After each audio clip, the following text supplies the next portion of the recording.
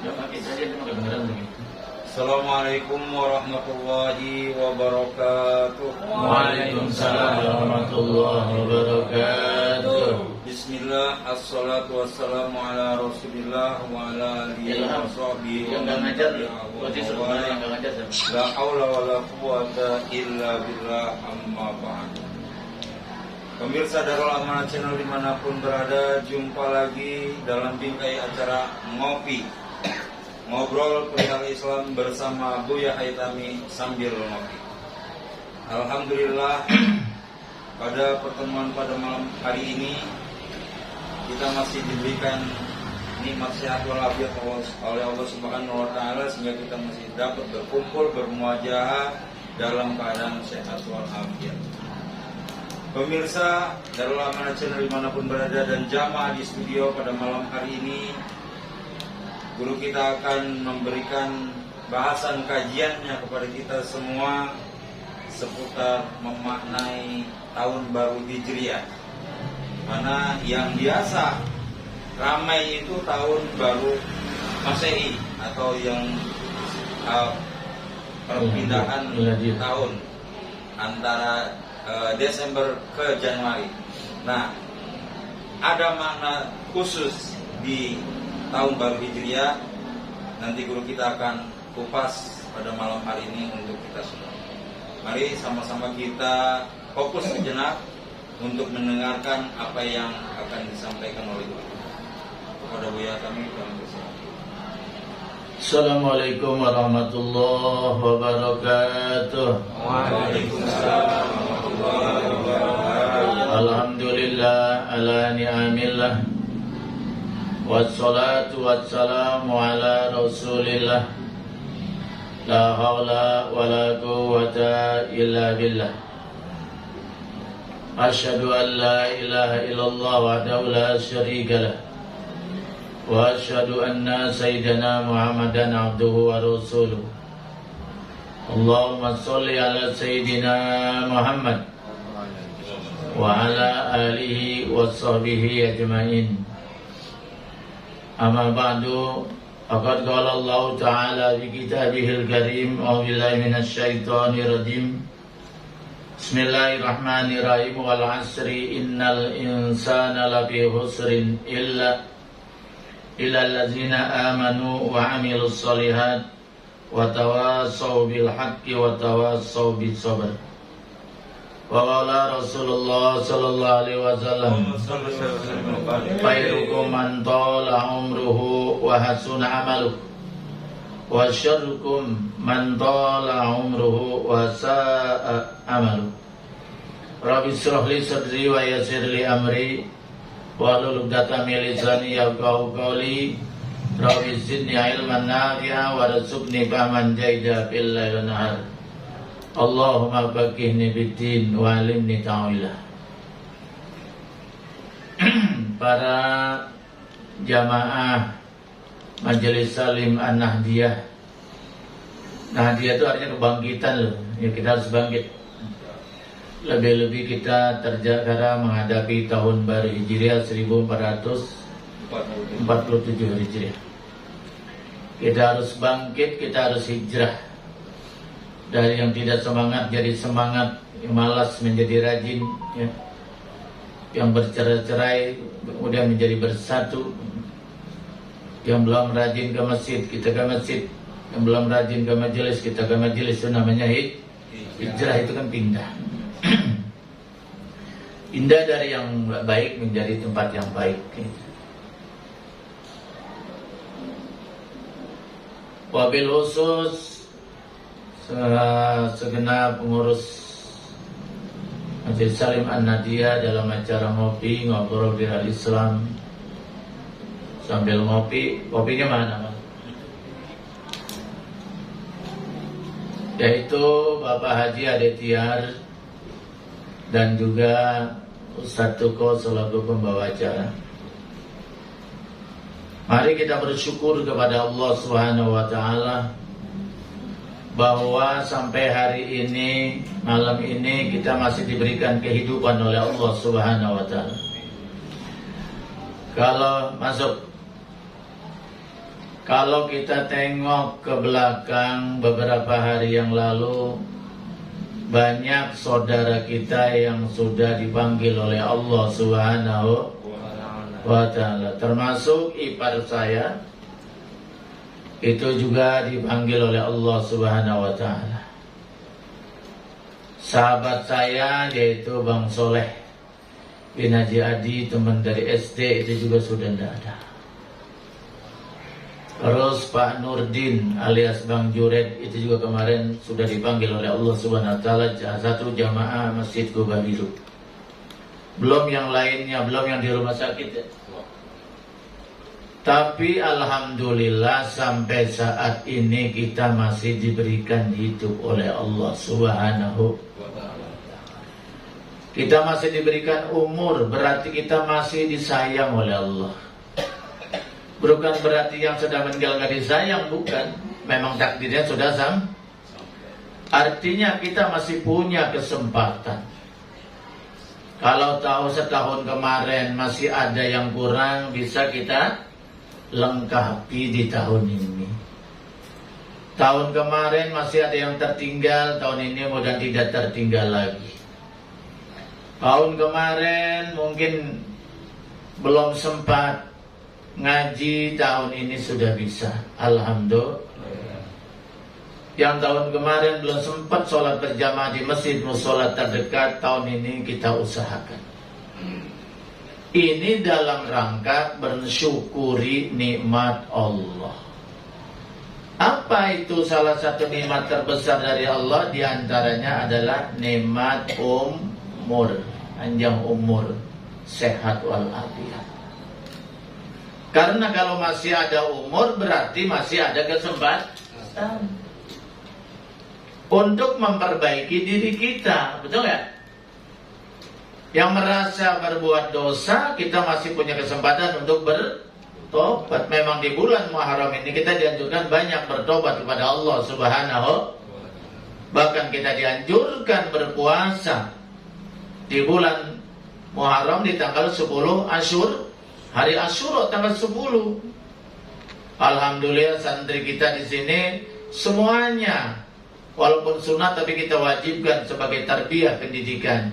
Puasa 2 hari di hari Tasu'a tanggal 9 dan hari Asyura tanggal 10 Muharram. Dalam rangka takzim, menghormati, memuliakan bulan Muharram. Bulan Muharram itu artinya bulan yang dimuliakan oleh Allah. Bulan yang disucikan oleh Allah Subhanahu wa ta'ala. Maka kita juga harus ta'zim, hormat kepada bulan ini yang dimuliakan oleh Allah saja memuliakan. Ada 4 yang dinamakan Asyurul Hurum, yang dinamakan bulan haram, bulan yang dimuliakan, disucikan. Zulqa'dah sudah berlalu, Zulhijjah sudah dan Muharram terakhir, Rajab belum ya. Oleh karena itu kita sebagai orang yang santri non formal ya, kita santri juga teman non formal karena nggak mondok, betul ya? Kalau mondok itu namanya santri formal, benar-benar santri karena dia tinggal 24 jam 6 tahun di pondok. Kalau kita mah anggap saja santri non formal, santri kalong, asal jangan santri kampret aja. Ya, itu. Santri itu artinya orang yang banyak tahu tentang agama, orang yang istiqomah, komitmen melaksanakan ajaran-ajaran agama. Memang mestinya kita menunjukkan kita lebih soleh daripada yang lain. Alhamdulillah. Itu. Rasulullah Sallallahu Alaihi Wasallam bersabda tadi di dalam mukadimah yang saya bacakan, khairukum man tala umruhu wa hasuna amaluhu. Sebaik-baiknya kalian adalah orang yang panjang umurnya dan bagus amal perbuatannya. Umurnya panjang melebihi usia rata-rata usia akhir zaman. Nabi pernah ditanya berapa usia umatnya Rasulullah di akhir zaman, yaitu rata-rata baina sittin wa sab'in. Itulah usianya umatnya Nabi besar Muhammad. Ini rata-rata ya, antara 60 sampai 70. Berapa Pak Jelatin? 65. Nah berarti sudah diambang lampu kuning. Iya, termasuk sama dengan saya. Karena 65 dan 70 itu usia rata-rata. Harus sudah mempersiapkan diri betul-betul. Bahkan yang bagus dari umur 40 tahun sudah mempersiapkan diri, berpikir, banyak berpikir, merenung tentang persiapan kehidupan akhirat. Itu. Sebaliknya, wa syarrukum, orang yang paling jelek dari kalian, kata Rasul, man tala umruhu wa sa'a amalu. Orang yang jelek dari kalian adalah umurnya panjang tapi jelek amal perbuatannya. Makin tua makin jadi. Makin tua bukannya semakin dekat dengan Allah, semakin jauh dari Allah. Makin tua bukannya semakin dekat dengan masjid, semakin jauh dari masjid, rumah Allah. Semakin tua bukannya semakin dekat dengan majelis ilmu, malah semakin jauh. Malah banyak mereka itu bergaul, mendatangi tempat-tempat yang tidak dirodai oleh Allah. Inilah seburuk-buruknya orang di antara kalian.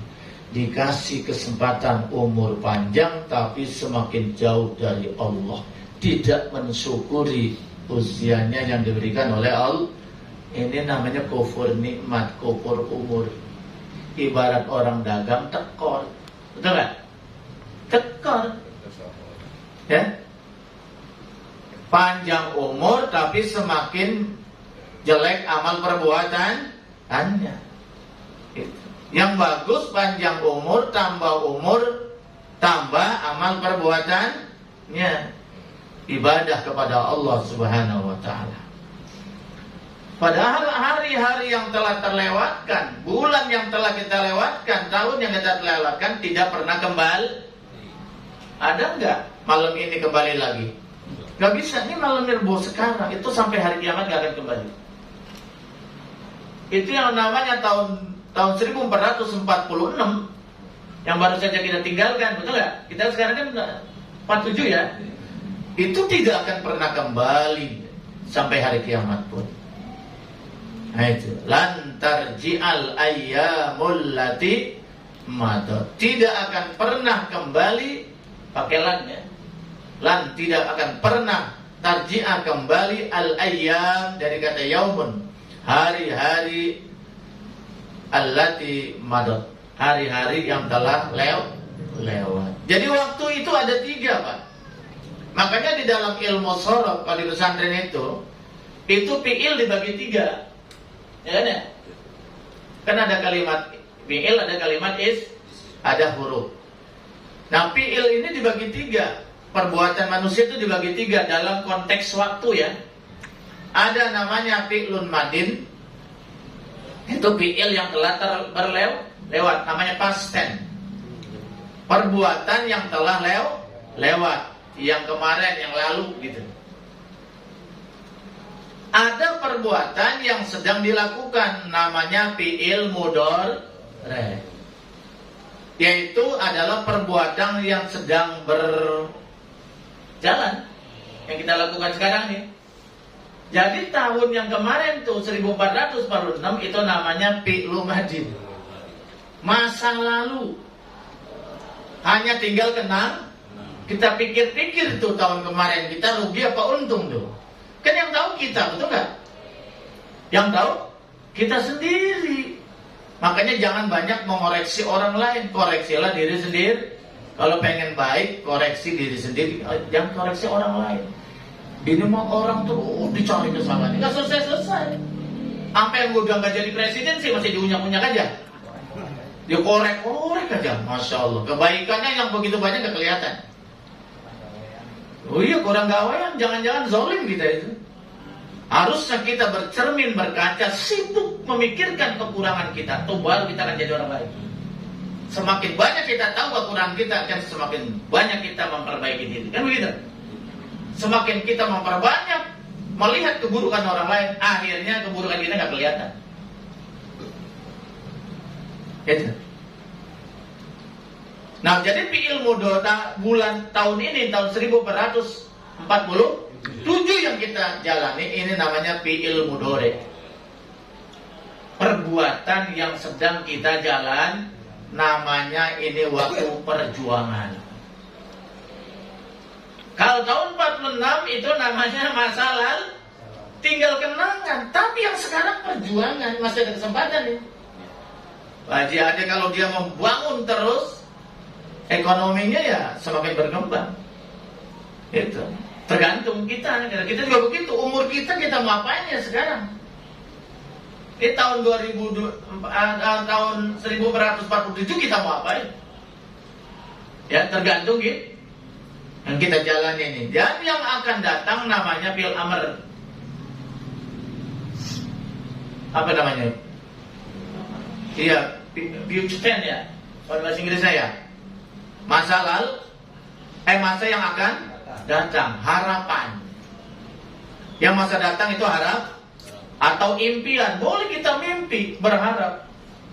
Apalagi yang masih muda, betul nggak? Berpikirnya sudah jauh ke depan, berpikir masa depan setinggi langit, silakan. Kalau kita masa depan kita itu akhirat udah. Nah, kalau model kayak saya ini Pak Jalatif udah nggak pantas. Mikirin jadi lurah, jadi menteri, udah kelambat. Betul nggak? Seusia kita nih, ya seusia saya nggak nunggu orang lain dah. Pak Jalatif, Haji Asli, sebenarnya yang dua. Ya, Bang Mujani, beda antara tua dan muda. Tapi rambutnya tua nih. Lebih tua dari saya. Itu kalau kita usia yang sudah 60 tahun ke atas, masa depannya sudah berpikirnya ke perut bumi, kuburan, bekal akhir, era tuh kalau model-model kita mah. Tapi yang muda-muda, nah boleh gantungkan cita-cita setinggi langit. Betul nggak? Iya, udah beda orientasinya. Itu usia udah 60. Baru cita-cita pengen mengejar cita-cita yang dari masih muda. Emang kemarin kemana?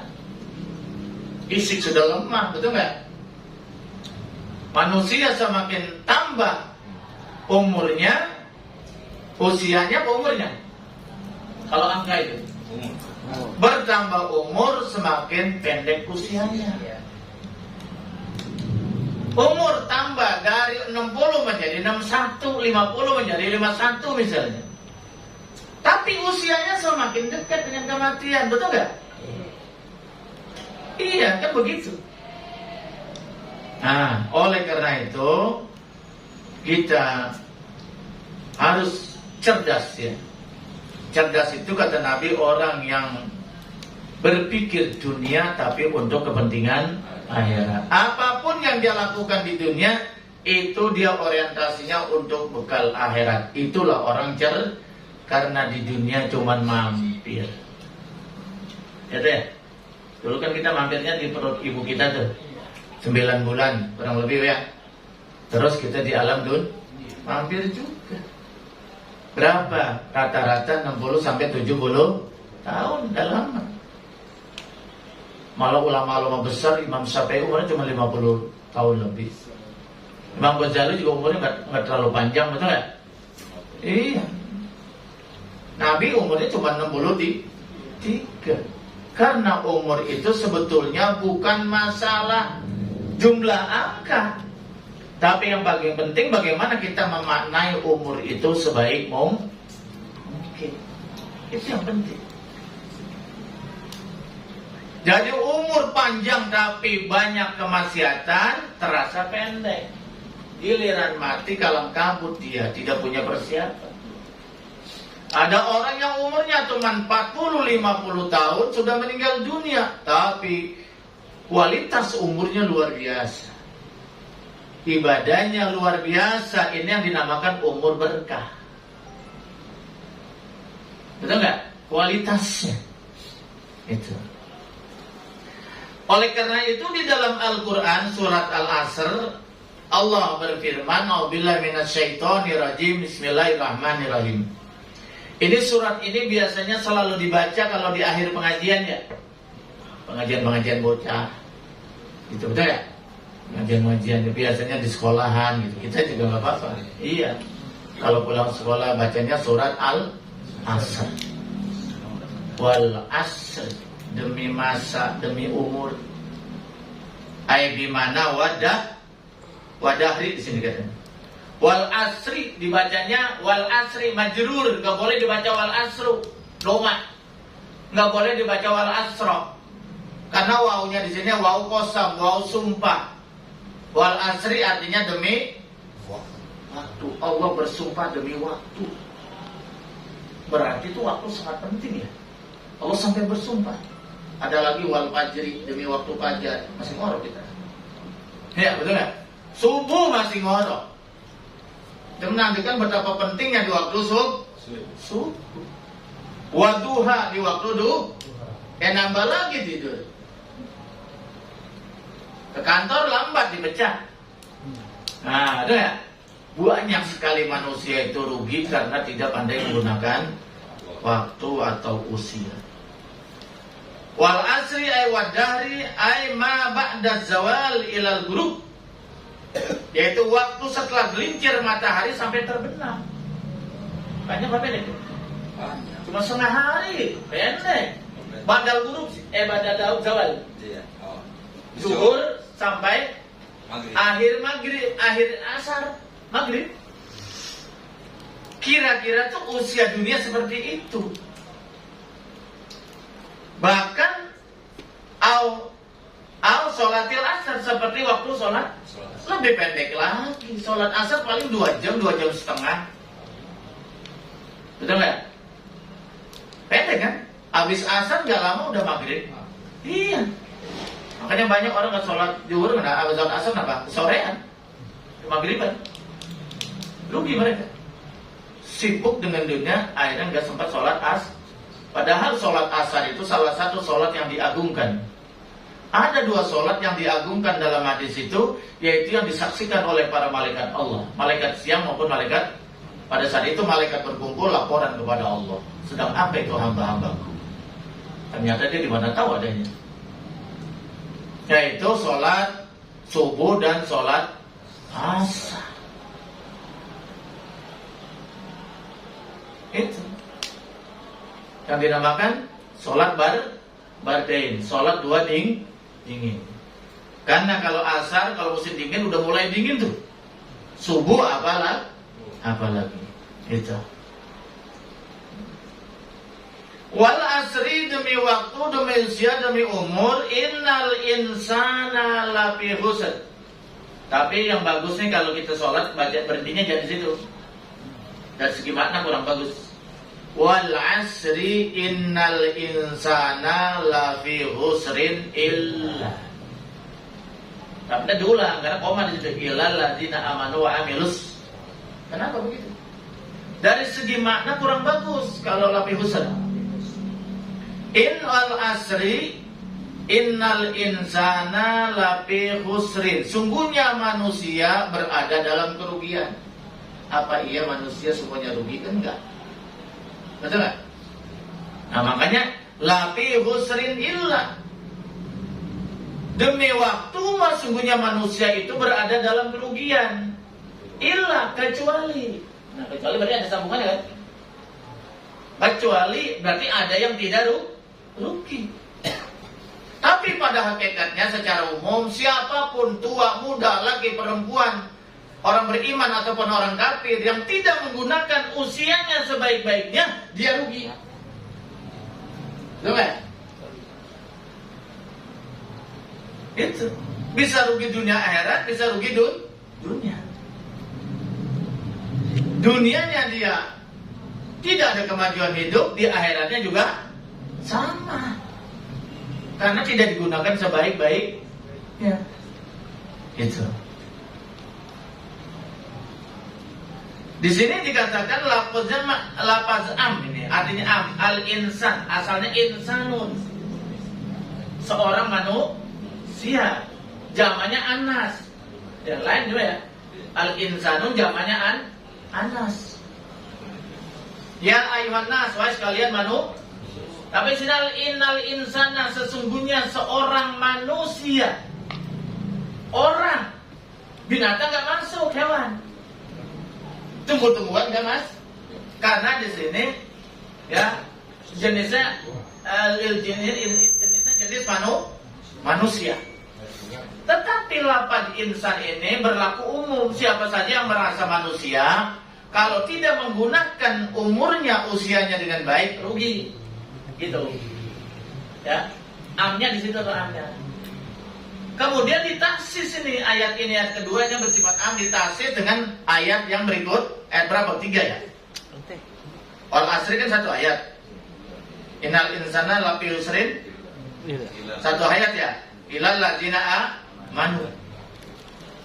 Illal ladzina amanu, kecuali orang yang beriman. Wa amilu sholihat, dan beramal soleh. Amal soleh itu kan tidak hanya sholat, betul nggak?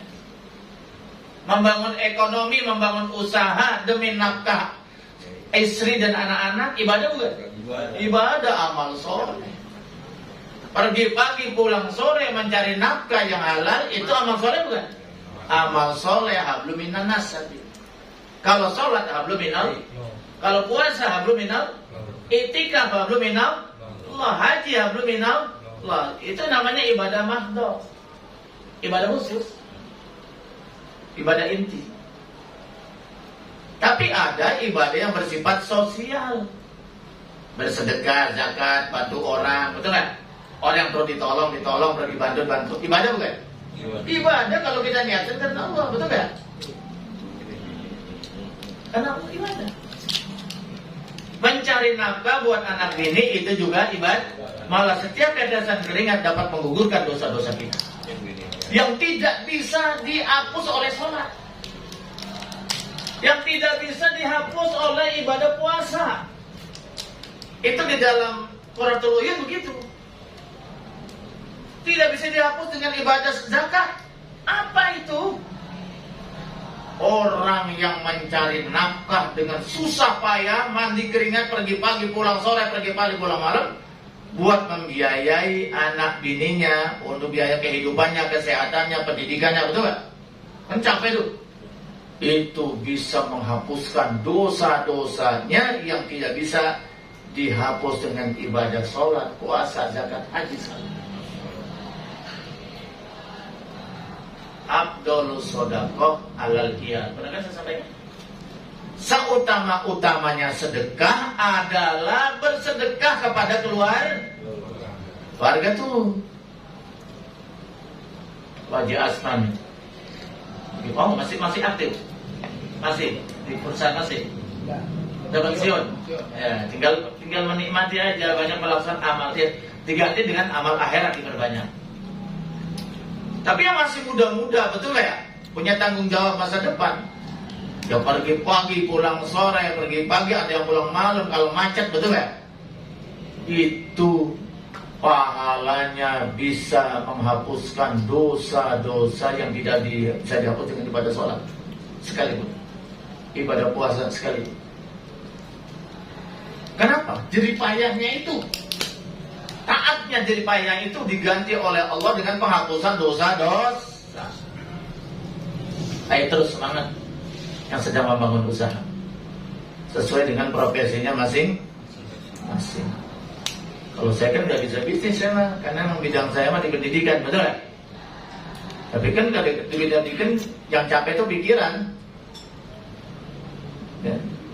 Bagaimana memanage anak ini, titipan dari para wali santri. Kemarin kan santri baru masuk hari Ahad penerimaan. Saya kumpulin semua wali santri sini.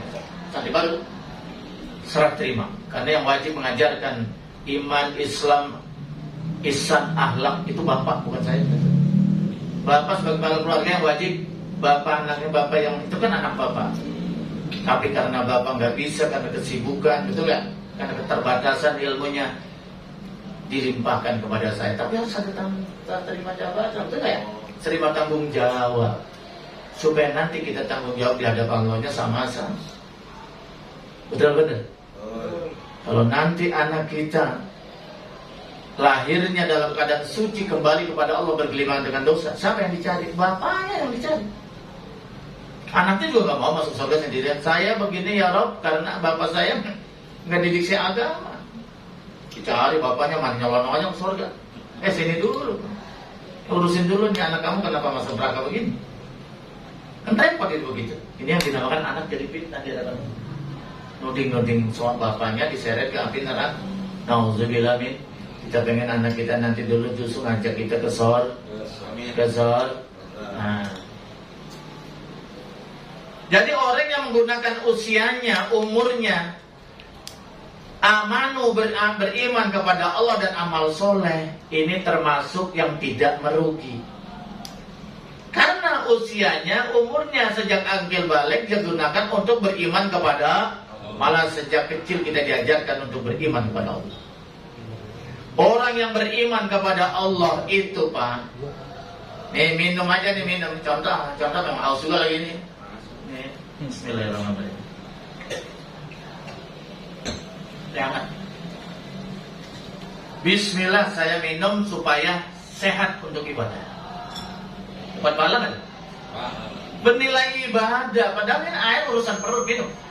Makan urusan perut. Pergi kerja urusan perut. Tapi karena kita beriman kepada Allah, di saat kita mulai pekerjaan itu ada Bismillahirrahmanirrahim, maka amalan dunia tadi menjadi amalan akhirat. Minum amalan dunia, tapi karena kita niatin ini minum supaya sehat buat ibadah, jadi amalan akhir berpahala. Bismillahirrahmanirrahim.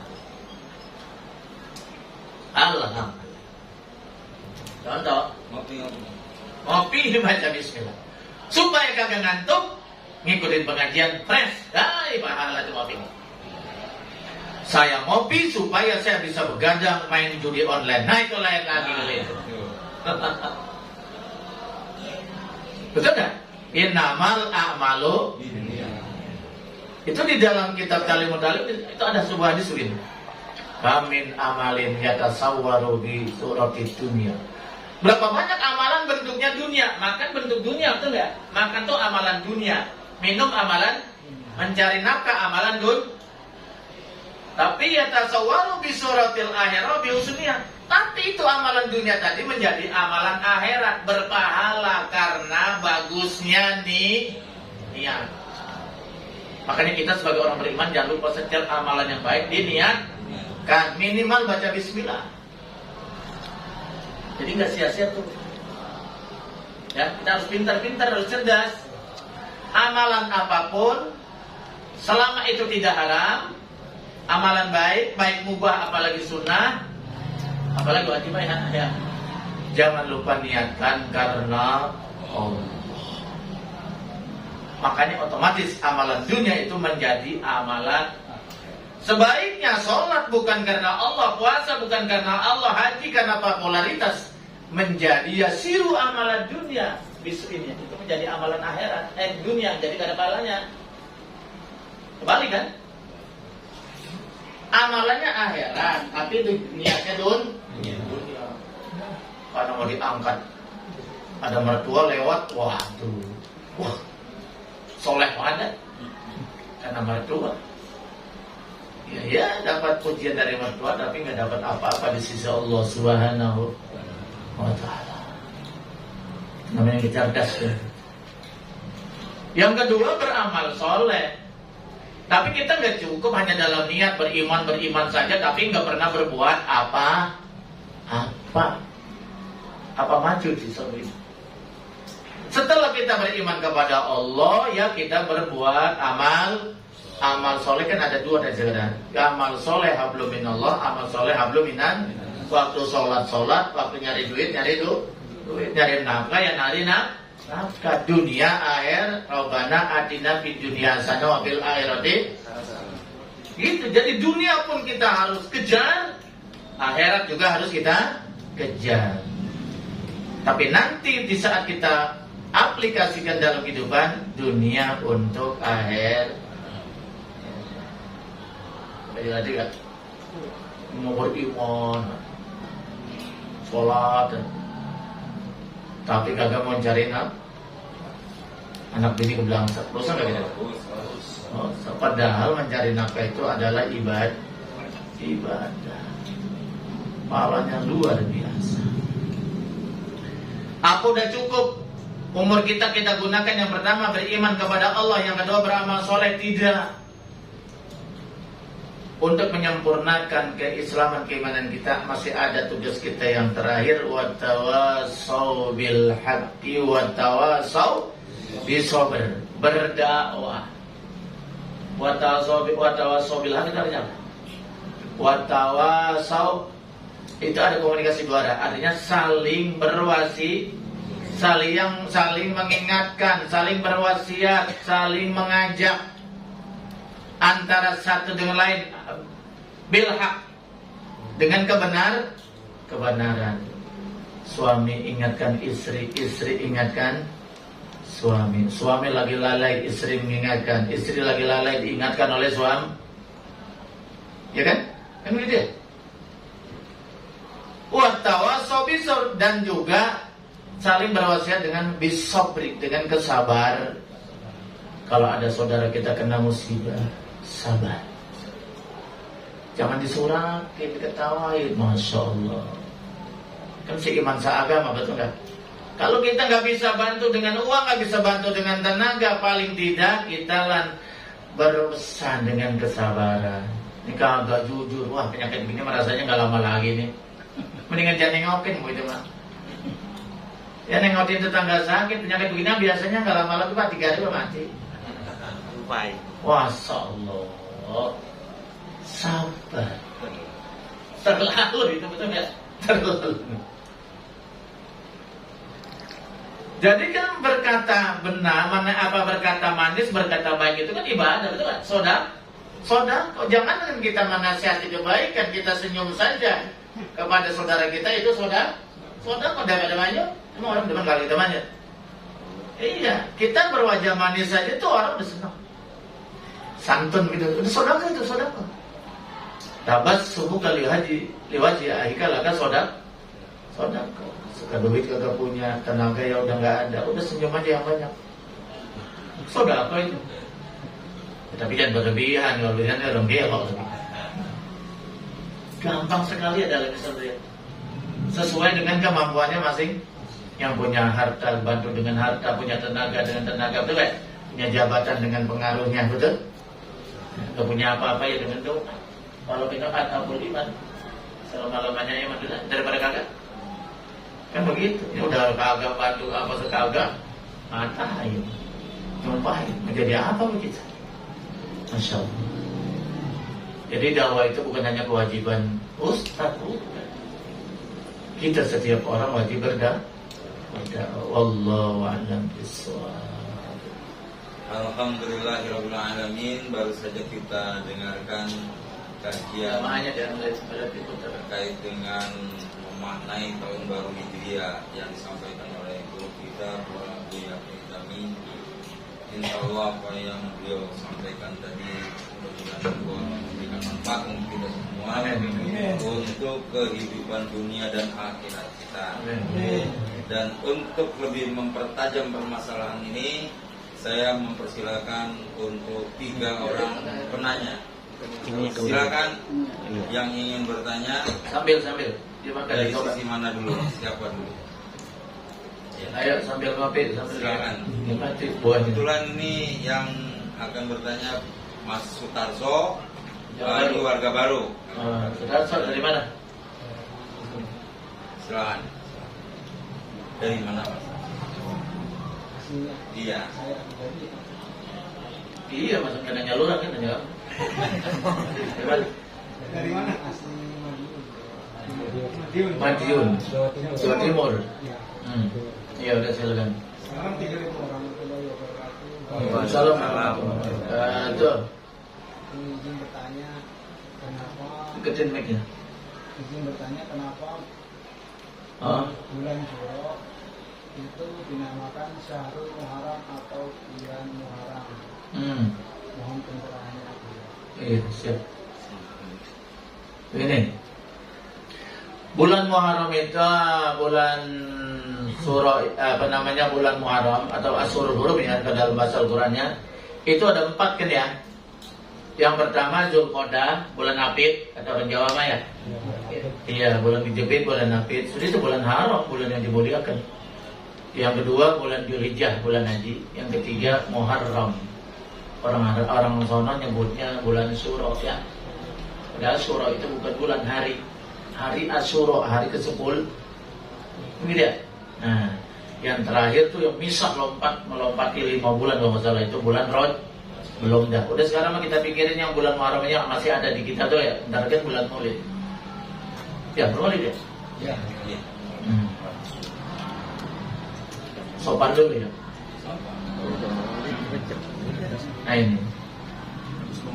Jadi dinamakan bulan Muharram atau Asyhurul Hurum, bulan yang disucikan, bulan yang dimuliakan, karena pada saat ini adalah kita dilarang berbuat zalim. Itu diantaranya ya. Kita dilarang berbuat zalim. Sampai Nabi mengadakan gencatan senjata. Senjatanya jangan dipikir kayak senjata Israel gitu. Iran bukan, zaman dulu mah. Panah, pedang gitu ya. Itu kendaraannya kuda, bukannya tank, bukannya ada pesawat jet tempur, bukan. Itu Nabi melarang. Ya kecuali darurat. Ya, jadi itu di bulan 4 bulan ini yang bulan haram itu dilarang mengadakan pernumpahan darah. Ya, karena ini termasuk bulan yang dimuliakan, harusnya kita berdamai. Ya. Jangan cari itu. Yang kedua juga pada bulan ini banyak sekali peristiwa-peristiwa yang sangat bersejarah di dalam Islam, terutama dalam perjalanan para nabi dan rasul. Yaitu seperti Nabi Adam dan Ibu Hawa diciptakan juga pada bulan Muharram. Begitu juga Nabi Adam setelah dia melanggar memakan bohul di surga, akhirnya dikeluarkan dari surga ke bumi. Berarti dia manusia pertama tuh, dan Ibu Hawa. Itu karena tipu daya dari iblis. Jadi Adam tuh tobatnya diterima karena dosanya cuma karena tipu daya aja. Tapi iblis ditolak. Iblis kan dikutuk sampai akhir zaman, gak diterima taubatnya. Kenapa? Karena iblis itu dia itu berbuat dosa kepada Allah bukan karena kemaksiatan seperti Nabi Adam itu, bukan, tapi karena takabur, sombong, menantang Allah.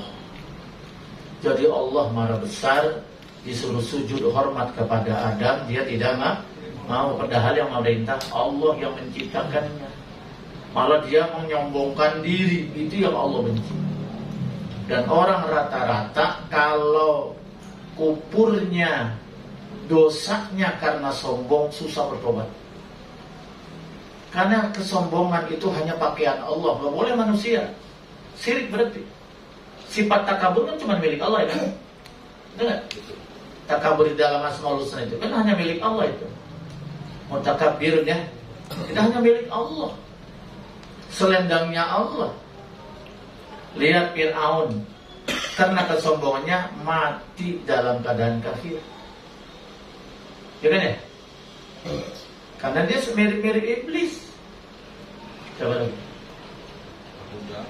Abu Jahal, Abu Lahab sampai mati kufur, susah bertobat karena kesombongannya.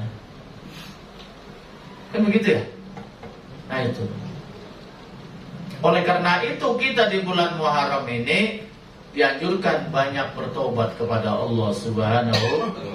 Banyak kita sholat tobat, banyak beristighfar, banyak baca sayyidul istighfar. Kita juga prihatin mengerjakan ibadah-ibadah sunnah. Banyak bersedekah kepada anak yatim, kaum duafa, betul nggak? Itu dalam rangka memuliakan bulan dan banyak yang lainnya. Wallahu a'lam bishawab. Alhamdulillahirabbil alamin. Demikian tadi pertanyaan dari Mas Sudarso sudah dijawab. Tinggalnya di mana sekarang? Di depan rumah saya. Oh, iya. Ada lagi? Silakan penanya kedua ya.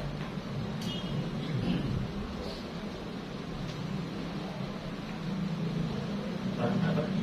Itu. Ibrahim. Assalamualaikum, Buya. Nabi Ibrahim. Waalaikumsalam. Waalaikumsalam warahmatullahi wabarakatuh. Peristiwa apa saja yang terjadi pada bulan Muharram? Mohon penjelasannya, Buya. Semoga Buya selalu berkahi Allah Subhanahu wa taala. Amin. Assalamualaikum warahmatullahi wabarakatuh. Waalaikumsalam. Tadi saya sudah sebutkan satu ya kalau salah ya, Ya. yaitu diciptakannya Nabi Adam dan Ibu, serta diterima tobatnya Nabi Adam, yaitu ada yang mengatakan sujud 40 tahun baru diterima. Itu pun sujudnya di kota Mekah, sana suci. Selain itu nggak diterima. Coba kalau kita kayak Nabi Adam, betapa sengsaranya. Tobat harus ke tanah suci. Berapa ongkosnya? Tapi umatnya Nabi Muhammad tidak. Kapanpun, dimanapun dia bertobat diterima oleh Allah Subhanahu wa ta'ala. Berat ujian Nabi. Itu diterimanya kalau tidak salah pada bulan Muharram tanggal 10 Asyura. Kemudian juga Nabi Nuh. Nabi Nuh itu perahu, karena umatnya ini bandelnya luar biasa. Berdakwah ini puluh tahun, ratusan tahun. Pengikutnya hanya beberapa orang saja. Lebih banyak yang mencaci maki daripada yang mengikut agama Nabi Nuh. Yang ikut Nabi Nuh hanya orang-orang miskin. Yang kaya-kaya itu sombong-sombong, itu tidak mau mengikut ajaran Nabi. Termasuk anaknya Kan'an, termasuk istrinya, kufur, mati tenggelam.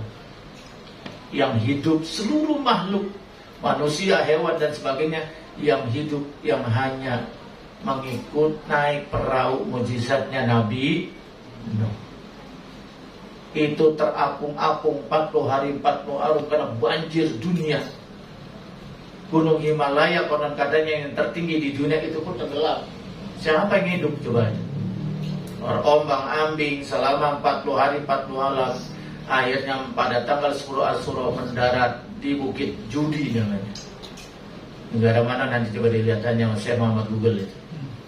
Itu mendarat pada tanggal 10 Asyura, bulan Muharram. Itu. Kemudian diselamatkannya Nabi Ibrahim alaihissalam. Namanya Ibrahim juga ini. Nabi Ibrahim alaihissalam itu karena menghancurkan berhala-berhala yang dianggap Tuhan oleh Namrud, Raja Namrud, akhirnya dihukum. Dibuat api unggun yang sangat besar, kemudian dilempar itu Nabi Ibrahim ke tengah-tengah api unggun. Bayangin itu. Apa terbakar? Tidak. Padahal secara sunnatullah api itu membakar, air membasahi, tapi tidak berlaku ini hukum ini. Bagi Nabi Ibrahim, api tidak membakar. Kenapa bisa? Karena Allah yang berkehendak. Semua hukum sunnatullah itu, hukum alam itu berhenti kalau Allah tidak mengizinkan. Karena yang menciptakan hukum alam siapa? Allah. Tapi Allah tidak berkehendak. Malah Allah memerintahkan kepada api, ya naru, wahai api, kuni bardan wassalaman ala Ibrahim. Wahai api, jadilah kamu pendingin. Api itu dingin. Bardan, jadilah kamu dingin. Kayak AC, sejuk. Wassalaman, dan beri keselamatan ala Ibrahim kepada Nabi Ibrahim. Itu api sampai habis, sampai angus jadi arang. Nabi Ibrahim nyengir aja. Nggak apa-apa itu. Itu selamatnya pada bulan Muharram 10 Syawal. Paham? Sampai nanya. Ibrahim ini deh ada kaitannya. Ibrahim alaihissalam. Iya. Kemudian juga dibebaskannya Nabi Yusuf alaihissalam. Nabi Yusuf difitnah oleh majikannya sendiri, padahal yang demen dia siapa? Majikannya Siti Zulaiha, walaupun udah tua tapi cantik. Dan gak pernah dimek-mek sama lakinya karena mandul. Tidak punya syahwat itu. Siapa suaminya itu? Pikir saudara. Hah? Kok Fir'aun? Kitir ya? Dia suaminya ini, Siti Juleha, pejabat Mesir. Itu ya, jadi sebetulnya ya namanya persidangan, yang disidang itu istri pejabat, sedangkan yang lawannya siapa? Nabi Yusuf, seorang budak anak angkat. Salah, dipenjara lah dia. Tapi akhirnya karena dia ini bisa menafsirkan mimpi yang luar biasa, kan dibebaskan kan akhirnya. Dibebaskan. Dan dibebaskannya itu dikeluarkan dari penjara pada bulan Muharram 10 Asyura. Itu.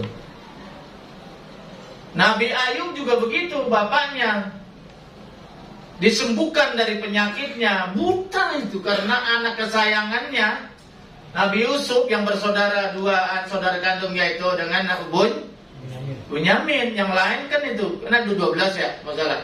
Yang 10 itu lain ibu, dengki hatinya. Karena Nabi Yusuf orangnya cakep, disayang sekali sama Nabi Ayub, gitu kan ya? Ya, sama Nabi Yakub, sangat disayang. Timbul dihasutlah oleh iblis, akhirnya anak itu diajak main ke hutan. Diajak main katanya, main belajar panah atau apa, memburu gitu. Ternyata dia justru dilemparkan ke sumur. Mau dibauli dengan darah binatang yang dia bunuh. Katanya dimakan serigala, padahal dibuang ke sumur. Akhirnya bertahun-tahun tidak ketemu itu. Akhirnya bertemunya setelah Nabi Yusuf jadi pejabat Mesir, dipertemukan itu. Dan itu ketemunya bapaknya itu pada bulan Muharram, mengatakan, dan disembuhkan matanya. Matanya kan nangis terus dia tiap hari itu. Siang dan malam menangis karena ingin bertemu dengan anak kesayangannya Nabi Yusuf. Akhirnya matanya buta. Nabi Ayub matanya buta. Yakub ya? Yakub matanya buta. Dan disembuhkannya pada bulan Muharram.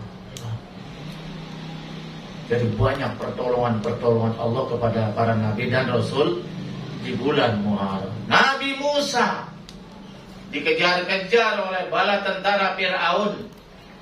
Akhirnya mentok di pinggir Laut Merah. Ke belakang ada pasukan Fir'aun, depan terbentang Laut Merah. Mau kemana coba ya? Dikejar-kejar dia bersama pengikutnya yang beriman, kaum Bani Israel.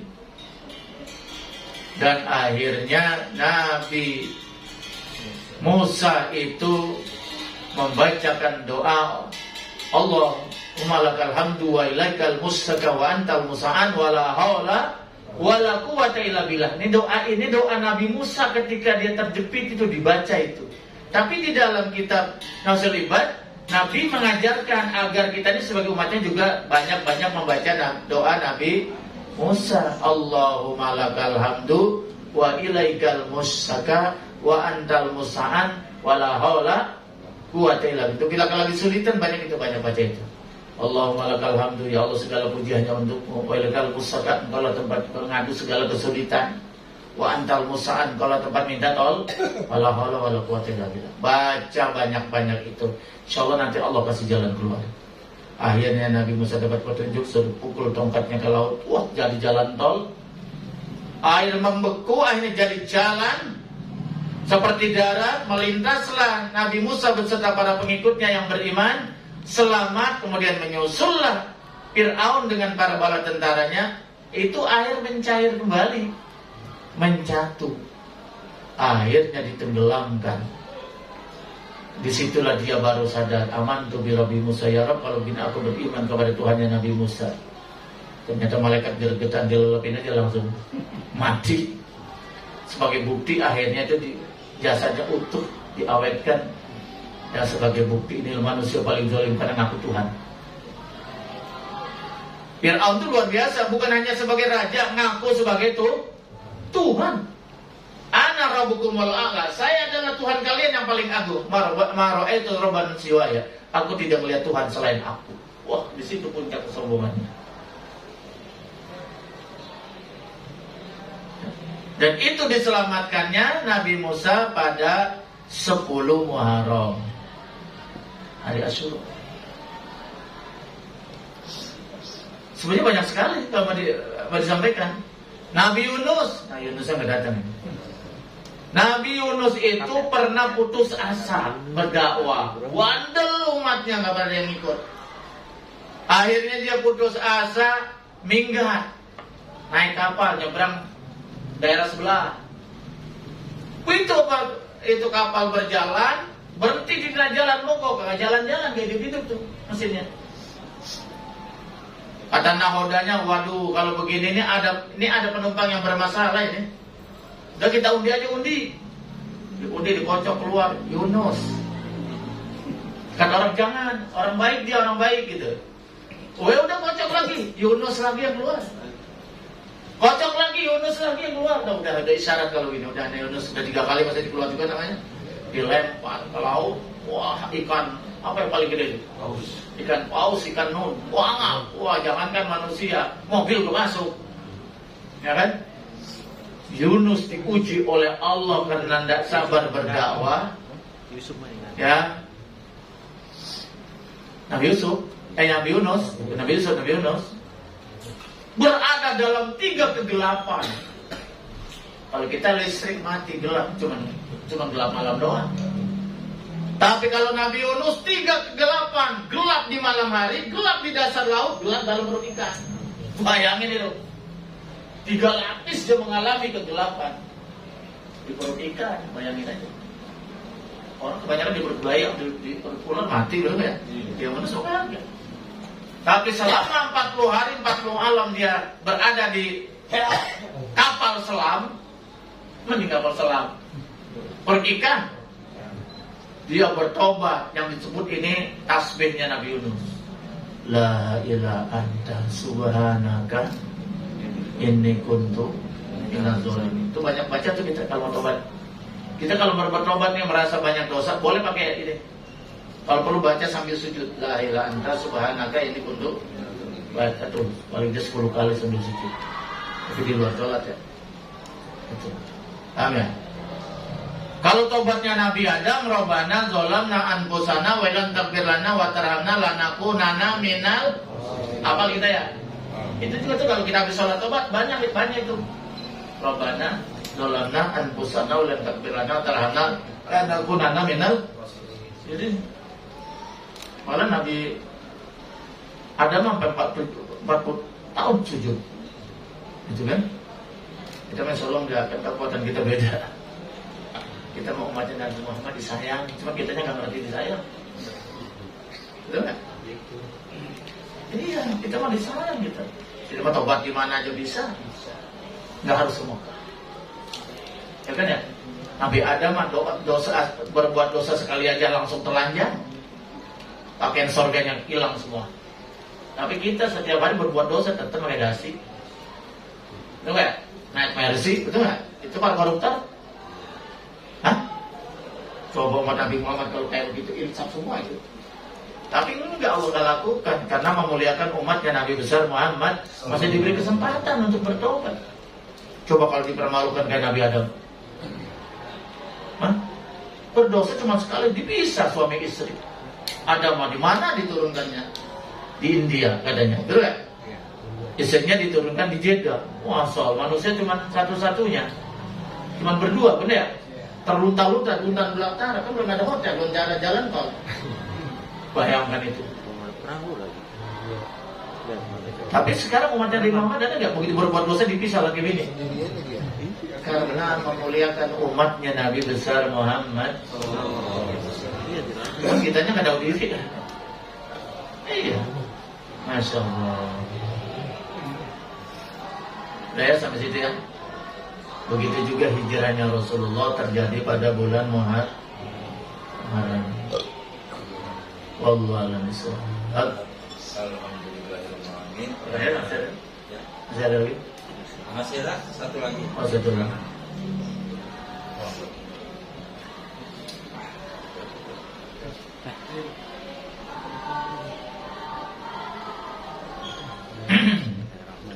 Assalamualaikum warahmatullahi wabarakatuh. Waalaikumsalam warahmatullahi wabarakatuh.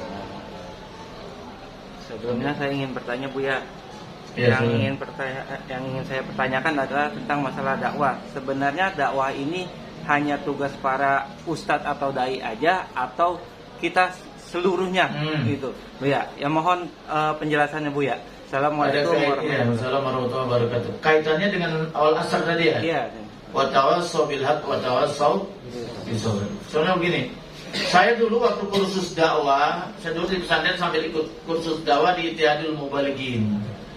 Yaitu ya. Itu dakwah itu dibagi dua hukumnya.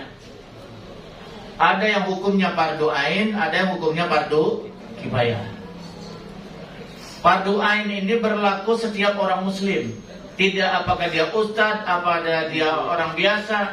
Pokoknya selama dia beriman, dia wajib berdakwah sesuai kemampuannya masing-masing. Man ra'a minkum munkaran falyughayyir biyadihi.